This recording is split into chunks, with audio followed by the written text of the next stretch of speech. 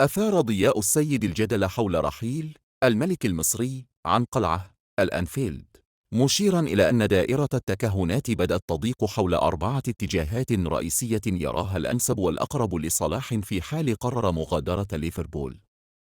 الدوري السعودي كخيار أول وقوي بالنظر للإغراءات المادية والمشروع الرياضي الضخم. الدوري الإسباني عبر بوابة القطبين ريال مدريد أو برشلونة كحلم قديم قد يتحقق. باريس سان جيرمان لتعويض رحيل نجوم الفريق الباريسي والبحث عن تحد جديد في فرنسا.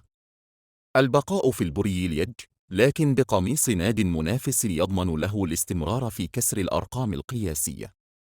صلاح لاعب ذكي، وقراره القادم سيكون مدروسا بعناية ليضمن استمراره في قمة الهرم الكروي. ضياء السيد